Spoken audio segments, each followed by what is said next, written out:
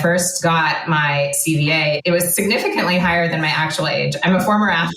I've been really healthy most of my life. And I'm a pretty new mom. It was the first thing in maybe a decade that got me just so motivated to change my behavior. I instantly started focusing on my cardiovascular capacity. I started running. I started using Peloton again. I lowered my heart age by 9 years. And that's the Oura way, is that we want to build something that people are actually empowered to move.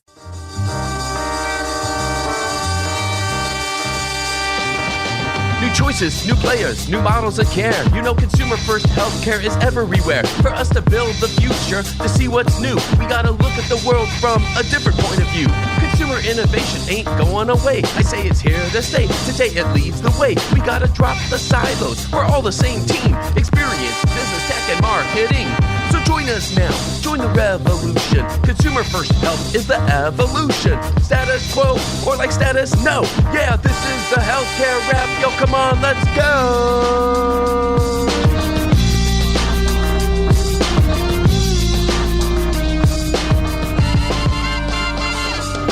Welcome back once again to the leading podcast about consumer-centered healthcare. This is episode 355. I'm Jared Johnson, and here's what's going to go down today. We have the Flava of the week about the FDA authorizing Apple's hearing aid feature as the first over-the-counter hearing aid software device. Now that AirPods Pro can assist in treating a common ailment for millions of people, how should we keep this announcement in mind as we design and build consumer-centered services? I'll talk about that. Then check this out, folks. We welcome the team from Oura. Holly Shelton, their Chief Product Officer, and Jason Oberfest, VP of Health Partnerships, dive into the design process behind the Oura Ring's newest heart health features. By the time you finish hearing from Holly and Jason, you'll have a whole new sense of what's possible with next-generation wearables and health data. It's another jam-packed episode, folks, so it's time to dive right in. Are you ready? Let's go.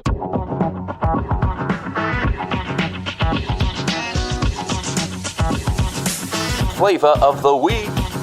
Have you heard? The frontiers of consumer health are growing thanks to Apple once again. On September 12th, the FDA authorized the first over-the-counter hearing aid software device intended to be used with compatible versions of the Apple AirPods Pro headphones. It's called Hearing Aid Feature, or HAF, and according to a press release, it's set up using an iOS device. The user's hearing levels are accessed from the iOS Health Kit to customize it. Users can refine the volume, tone, and balance settings after setting up the feature. The Hearing Aid feature enables compatible versions of the AirPods Pro to serve as an OTC hearing aid. It can be customizable to a user's needs and boosts sounds for individuals over the age of 18 with mild to moderate issues. Why does it matter? I like Axios' description best. A hearing aid that's built into a relatively inexpensive and easily accessible product that many people already own can help far more people get the hearing help that they need. The hearing aid feature will allow consumers to try out a hearing aid before buying a separate product, and also to do so in a way that doesn't reveal that they're wearing hearing aids. Then consider the fact that more than 30 million American adults report some degree of hearing loss. It can be caused by aging, exposure to loud noises, certain medical conditions, and other factors. This announcement's pretty interesting and maybe even a little inspiring for me. I'm intrigued that Apple continues to plow down this road of personal digital health, because on a personal level, features on Apple devices like my iPhone and Apple Watch have driven me to achieve new levels of fitness where nothing else could. I feel like a bit of a success story because I have to close those rings every day. More than that though, I'm cheering for the ability to treat a common condition with something that doesn't require a prescription. You can bypass the traditional care setting altogether now and just get down to business setting it up for yourself or for a family member, which is important because I have family members with hearing loss,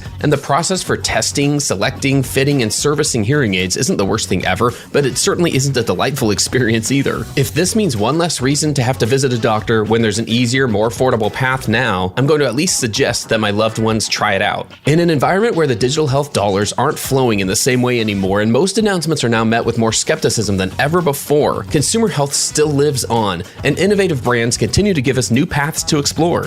Are you willing to keep going down that road? Because I sure am. Let's keep Apple's latest announcement in mind as we continue to explore consumer-centered care. That's another way that we'll build the healthcare of tomorrow, and that's the Flava of the week.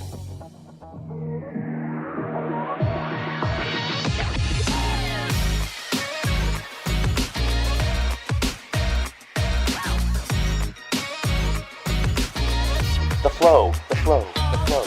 All right, here, let's get into the flow, everyone. Hey, Zane, how have you been? Good. It's good to be back on the show. I think last we chatted, I told you I went on vacation for a week. And so I went down to Bentonville, Arkansas, and ran into the crowd down at Walmart. They're headquartered there. So we'll have to talk about that on a separate show and some of the intel I got on, I don't want to say intel, but just some observations about Walmart and their what they're doing in healthcare. But excited to be here with our guest today. Fantastic. Yeah. Okay. Well, we'll put a pin in that and save that for a future episode. Really excited to dive into today's conversation. Please welcome our guests. We have Holly Shelton and Jason Oberfest from Oura. Holly is the Chief Product Officer and Jason is the VP of Health Partnerships. Holly, welcome to the Healthcare Wrap. Thank you. Great to be here. And Jason, glad to have you aboard. Great to be here. Thanks for having us. This is so exciting. We see a very strong line between health and fitness. And so when we talk to a lot about traditional health care providers and digital health entities, there's so much of a partnership there that's useful for us as everyday people. So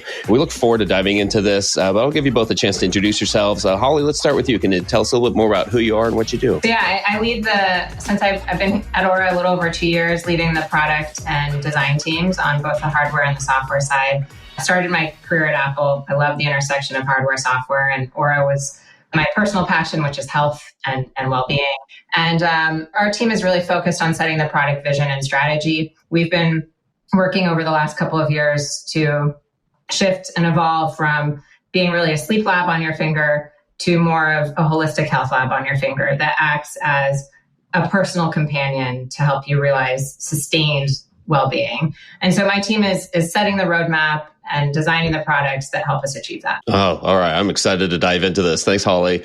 Jason, what about yourself? Tell us a little bit more about yourself. Sure. So I lead healthcare strategy and partnerships for Oura. Prior to joining the company, I wore an Oura Ring for a number of years, really fell in love with the product, had a lot of interesting ideas about the opportunities in enterprise healthcare, and so joined as a result. Prior to joining, I was also at Apple. Actually, I was there for 5 years on the health software team. And before joining Apple, I was founder and CEO of one of the very early mobile health companies, a company called Mango Health. We built a platform for anyone with a chronic condition to manage it daily. And then we deployed commercially with a mix of payers and providers. Fantastic. Well, that sets the stage perfectly for our discussion today. And I think it's helpful for us to kind of give a little bit of context for those who are interested in just kind of where the industry is right now. And I say industry, I mean, it's really just the current state of wearables. It's not really an industry, is it? It's like, it's everyday life. It's health and fitness for us. It's a desire for wellness in our lives. And so I'm wondering just like what that current state is. I will give you like my background. Wearables are something that I've always just interested in. I've used a lot. I've always seen the benefit of it, I guess. And it feels like, if you look at the hype cycle, right? There was a period, 10 or 12 years ago, even, when early days of Fitbit and Apple Watch, right? Like it's been a minute, right? So wearables as a category have been around. I would consider them like more of a mature category now, I guess. But that's about the extent of, how I've followed it is more on a personal level than an industry level. So I'm just wondering kind of where wearables are these days from your point of view and how it's changed over the last few years. I just know COVID, affected a lot of other areas of health and wellness. So I just wondered if it did the same from your point of view. Holly, what's your take on that? Yeah, I think we've seen wearables evolve tremendously over the last 5 years. To your point, like this really started it started in steps. It started in fitness. It started very kind of singularly focused to help us move more.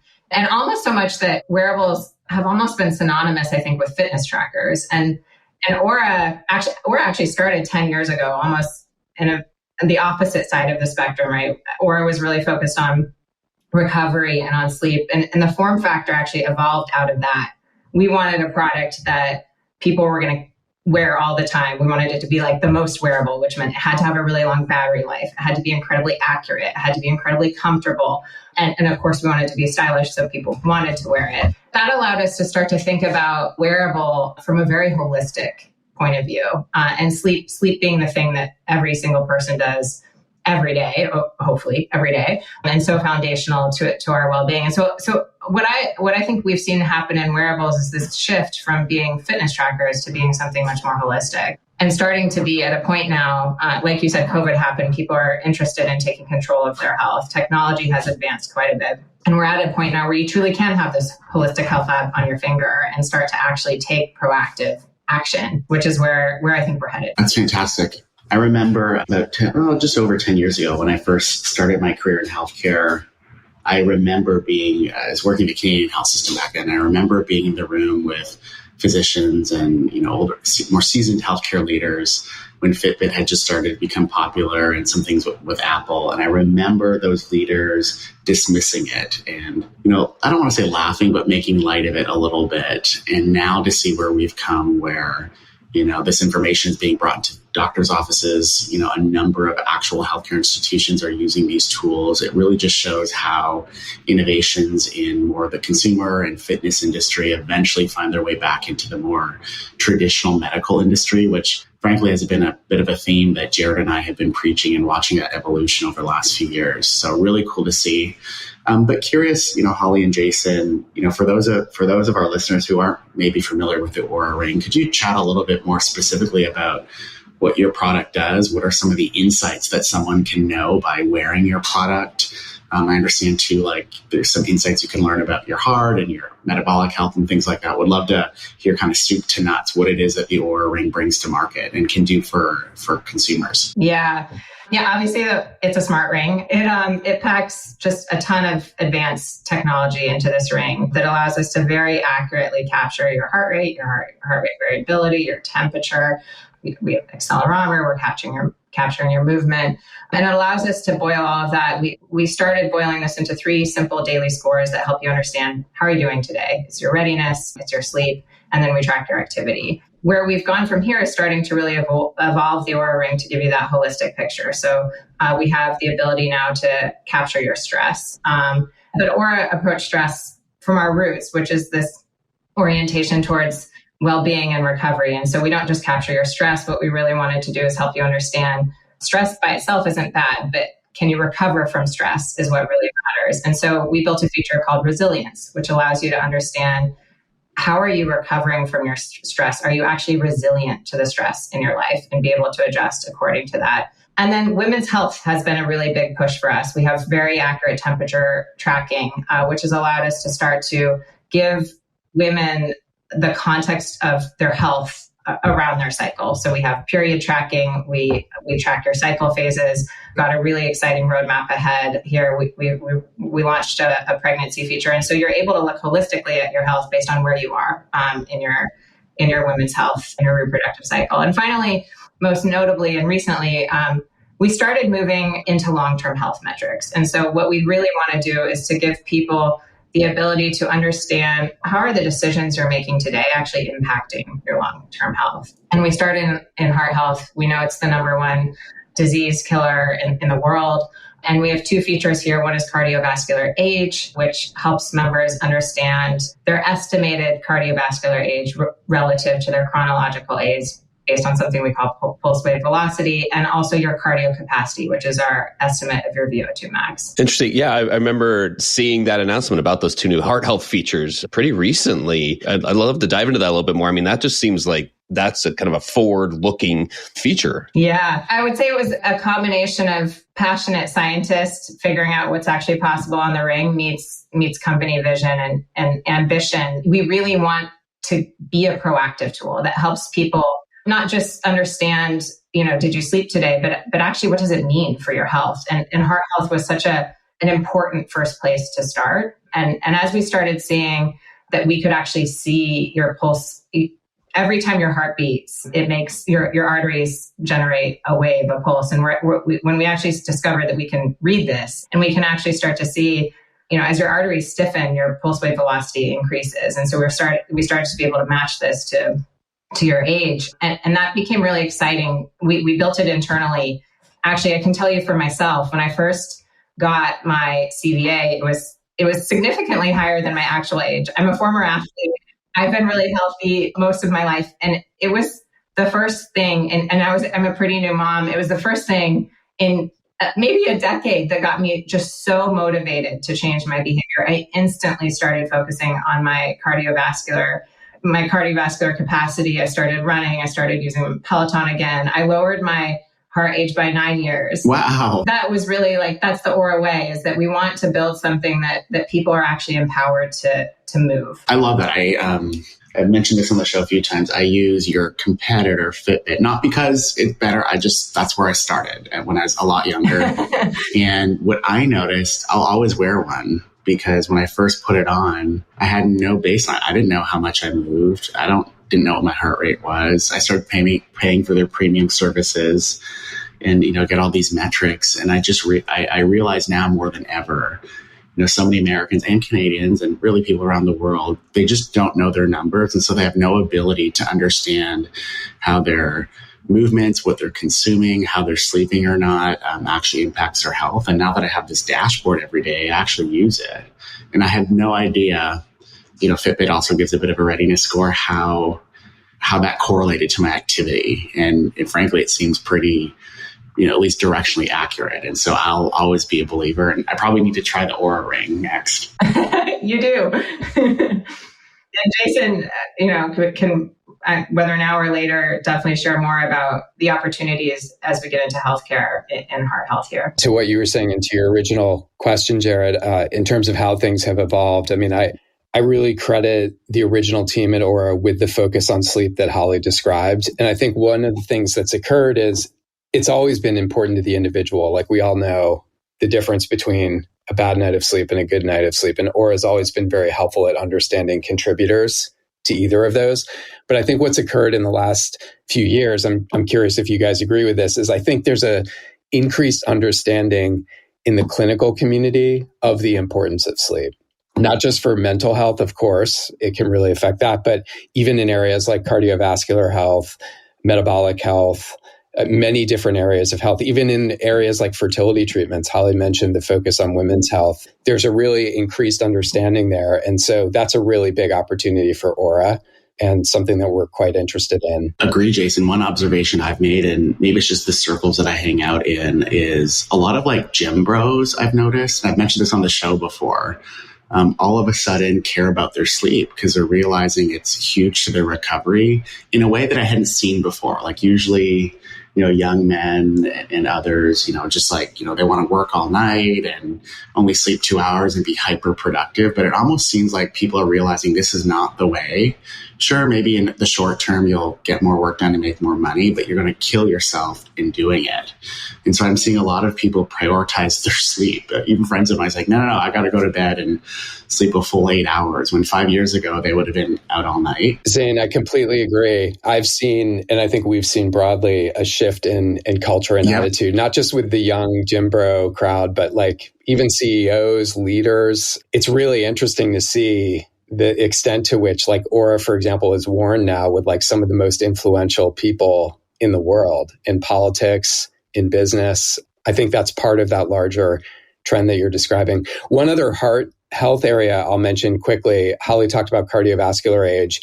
Another area that I think it's also typical of this expansion of understanding we're seeing in some of these areas is VO2 max.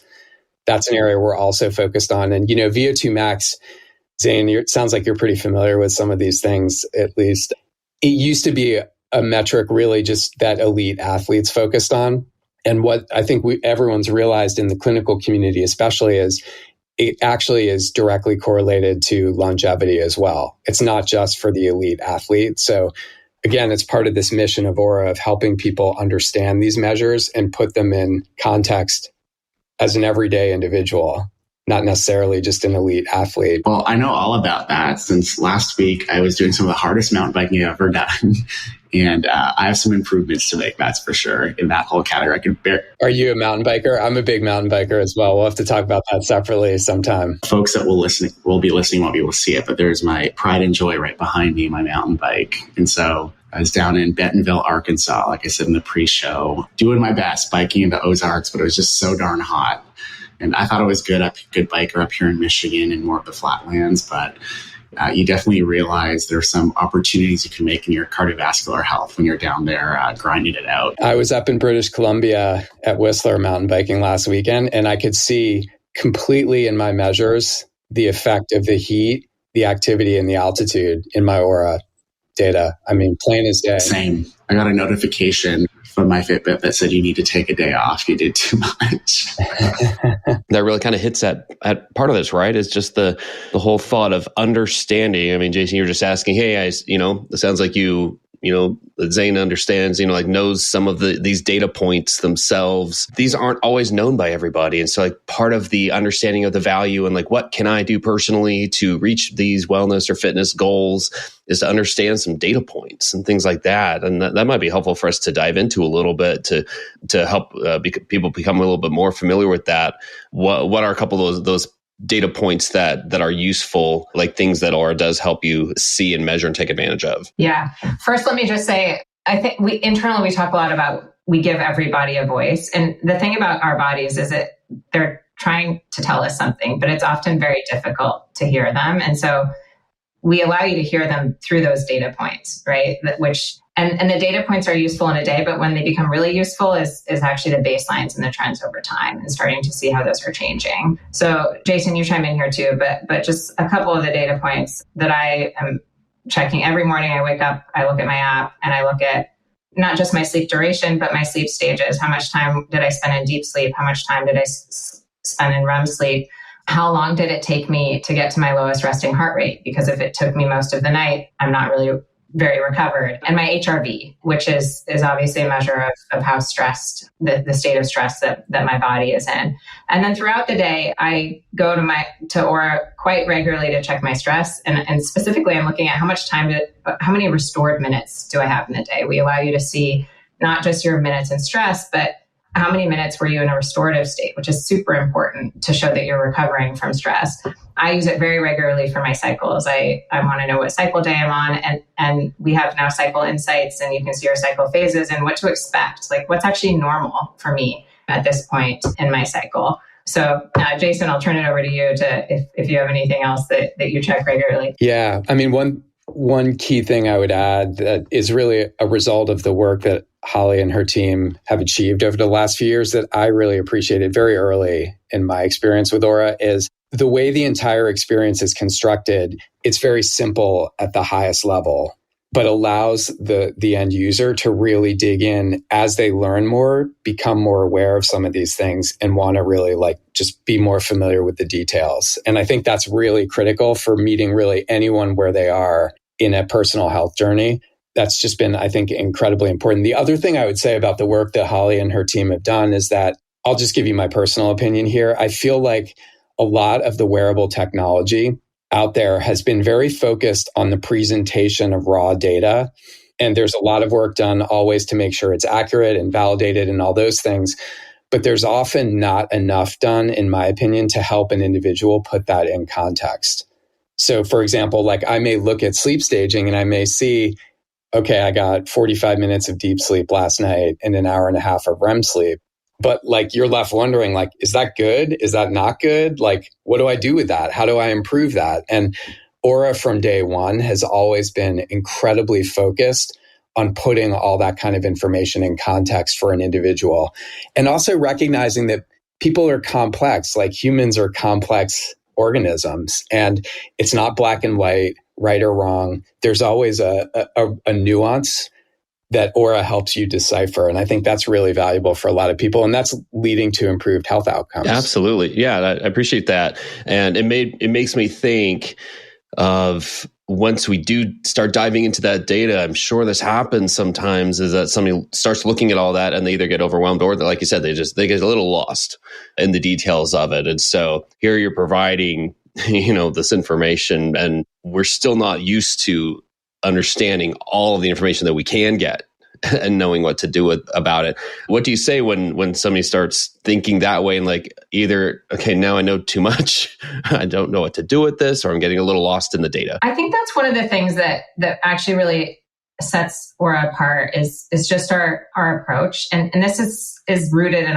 we were founded in Finland. Finland is the happiest country in the world. It is very balanced, very holistic. And so really from day one, we've really worked to, Jason just talked about how we're very personal, but we're very compassionate. We're very empathetic and non-judgmental in our approach. We have insight messages that are helping you both understand the data, but also helping you be okay with where you're at today and make the small incremental improvements that are actually feel achievable for people. And so that kind of personalized insight and approach is really core to the Oura experience so that people don't start to feel overwhelmed. And as Jason said, we boil everything up to a score. And if you don't want to dig into the details, you don't have to. But if you want to, you can. Wanted to ask a little bit about, call it consumer or patient engagement. On the more medical side, I mean, this is like the El Dorado, the golden goose. How do we get, healthcare consumers to actually engage in their care? What I love about, the Oura Ring and, other wearables is the metrics that you all present are things that someone would want to look at daily anyway. We're on the more traditional healthcare side. A lot of clinicians and, folks that use my chart, so to speak, are banging their head because they wonder why no one's in there every day, right? But I don't want to look at my, vitamin D values every day, right? And so curious, how have you all, thought about building your product and your service and your interfaces so that it encourages, if you will, people to go in there, take a look, engage them in their care? You talked a little bit about it, Jason, but would love to hear more just how you keep that engagement cycle going so that people stay connected to their product, but more importantly, stay connected to their numbers and hopefully making improvements in their life. Yeah, I can, Jason, chime in after me if you like, but that's really the remarkable thing about Oura is that we've taken an approach that we want people to be in control. Actually, we've been very cautious about doing things like setting notifications, and we really leave it up to you. And what's incredible is just the percentage of people that are coming to the app every single day to check their metrics, which just really shows that people want this information and they're hungry for it and they're leveraging it in their life every single day. So really for us, it comes down to our design principles of everything that we show in the app. We want it to be really useful and really empowering for people. And we also have an approach of just enough. And so we don't want to give you things that you don't need, just enough. Love that. The early days of the wearable I was wearing, it just felt like there's too much. And over time, the interface has changed and it's become more sleek and everything there makes sense in my mind. Curious, I was perusing on your website before we got on the show today. I noticed that it appears that you sell your services for business. Would love to learn more about that, how you all work, I presume, with employers and, keeping whole populations healthier, so to speak. Would love to hear about that. Yeah, that's a great question, Zane. And I think it relates to your prior question about not only consumer understanding of the data, but potentially like care team consumption of the information as well. I mean, I'll just start by saying, in general, we've seen a large and growing trend in consumers really wanting to take control of their own health more and more so. So they're reading authors like Peter Attia. They're listening to podcasters like Andrew Huberman. They're increasingly aware of metrics like HRV and resting heart rate and some of the ones that Holly described. And as part of this interest, they increasingly want to track this data through devices like Oura or other wearables. And they also increasingly want to discuss this information with their care providers. And so our job is to figure out how to make that work really well. And there's a lot that needs to happen there. There's a lot in product design and data integration. We have tools that visualize our data for care teams. We have an API for organizations that have their own engineering talent, their own population health management tools, and want to pull that data in. So we really want to provide a really flexible approach for those teams to consume that information. And honestly, I think we and the industry, the wearable industry overall, have an obligation to help care teams understand that information because they haven't often been trained on it. It's all very new. It hasn't been fully standardized yet across the devices. So I think there's a lot of work for us to do as a company and as an industry to figure that out. It even starts with sleep. I can't remember the statistics. Maybe you guys know this. It's remarkable how little sleep is even part of a med school curriculum. I think that's changing and I hope that continues to change. But even starting with something as fundamental as that, we think is pretty important. I would toss nutrition into there too. I've been chatting with a few primary care physicians who are friends of mine, and I was actually, some of you might have heard the Tucker Carlson podcast. They went on there talking about all this cardiometabolic disease going on in the U.S. And a lot of it came down to, at least the guests on their show, talking about how U.S. medical schools don't really talk about sleep and they don't really talk about nutrition. And it was those that got everybody talking. But anywho, a primary care physician of mine, a friend of mine, validated that, we don't necessarily learn about all those things. And so some of it's a little bit new to them. And so I could totally see why solutions like the Oura Ring and, the data that you could maybe bring to a primary care visit or whatever it might be could be totally beneficial in helping patients get on the right track. Yeah, I'd be happy to give you some examples of some of the practical scenarios we're seeing in the context of Oura in care, for sure. So first and foremost, primary care 2.0, more advanced informed primary care is certainly an obvious one. So those kinds of individuals, they're basically just improving the quality of their discussion with their care teams. It's strengthening the bond between the individual and the care team. And there's so many different use cases for that. Like I'll just give you a few quick examples. Holly is much more of an expert on women's health than me, so she can chime in here. But like a really good example is we're seeing a lot of interest in the area of menopause and perimenopause. Women essentially haven't been armed with the information they need to have a really informed discussion with their care team about that. And Oura completely provides that information. So like one really key aspect of Oura, for example, is we have a tagging feature in the app where each day, depending on what you're experiencing, you can log that as part of your history. And Oura will even prompt you in certain cases of either particularly good days or particularly challenging days to do that. But essentially, a record is built of what you're experiencing. That gets overlaid into the menstrual cycle even. And as a result, a woman can go to her care team and have that discussion. And that's a really important piece of information that never really easily existed before. So that's like one example. Another example would be the early detection of really significant conditions. Like data from Oura can help a care team realize there might be a possibility of sleep apnea with an individual. And I don't know how much you know about sleep apnea. I've been learning a lot about it because we're so sleep focused. Sleep apnea affects roughly 30 million people in the US, it's estimated. Roughly 80% of that population is undiagnosed.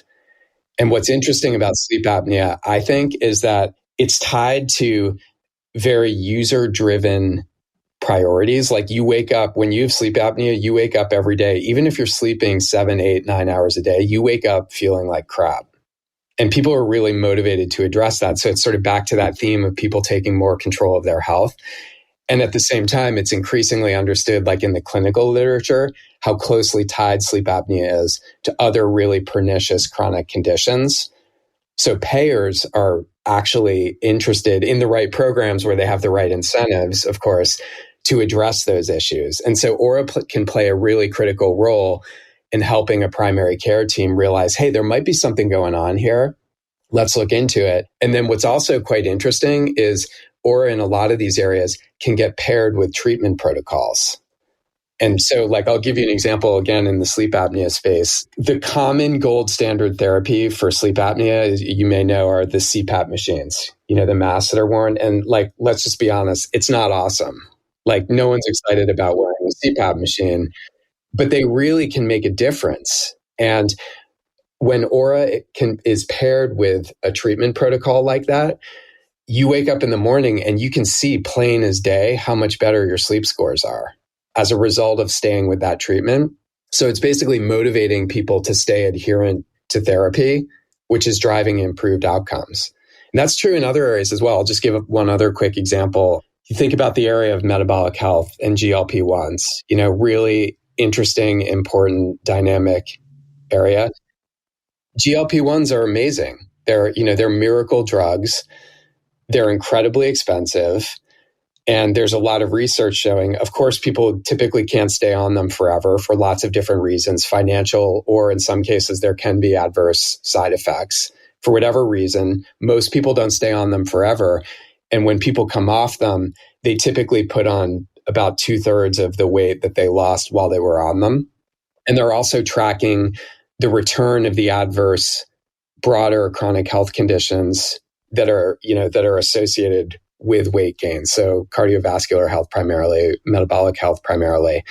So people come off those drugs, they see these adverse effects come back. If Oura is paired with treatment, you can learn better habits while you're on the therapies that you sustain long term. And that's a super valuable thing for the individual, but also for payers and providers as well. So those are just some examples of how Oura can help with screening, diagnosis, but then also be paired with treatment protocols as well. That's where we think things are going. That's amazing. So what I'm hearing then is, this might be, pardon me if it's cheap is what you're doing, but it's almost like the Oura Ring is like a ride along to other treatment plans to really help patients understand and stay engaged in their own actual healthcare. And given it sounds very successful, you'd think then like payers would be jumping at you all, and even particularly those that are engaged in value-based arrangements would see a huge benefit in providing their members or those that are on their plan with tools like Oura to help them stay engaged in their care. Is that what you're finding? Yeah, and you're absolutely right about value-based care. I mean, and I'm really excited about that because I just think it's the right model for healthcare. Obviously, compensating people to keep populations healthy as opposed to treating sick people is just, of course, the future, hopefully. And I think you're absolutely right. Technology like Oura and other wearable technology can play a really important role in that. I completely agree. I can't tell you, probably in the last 2-3 months, a number of my members and clients have come to me and said, like, what do you all know about wearables and how do we think about incorporating this into our future primary care strategies? And so I think we're still in the early days of this, but it's coming. And so I would imagine folks will be banging down your door pretty quickly to have a conversation. Assuming you can integrate with their EHR, which I'm sure you've had conversations about already. Well, that is a big part of it here. We were kind of mentioning it here a little bit. I'd just love to, as we start to wrap here, just hear anything else you can share about like where Oura is headed. I mean, I loved hearing the use cases of what's possible here. There are adjacent areas. There are so many more areas. I mean, we mentioned GLP-1s, right? So what else could you tell us about like what's possible and what could be coming, or just where Oura is headed in the next like 12 to 18 months? Yeah, we're obviously continuing to push towards healthcare in the world that Jason is in. But from a product perspective, we're really leaning in on women's health. We've seen a really strong appetite there.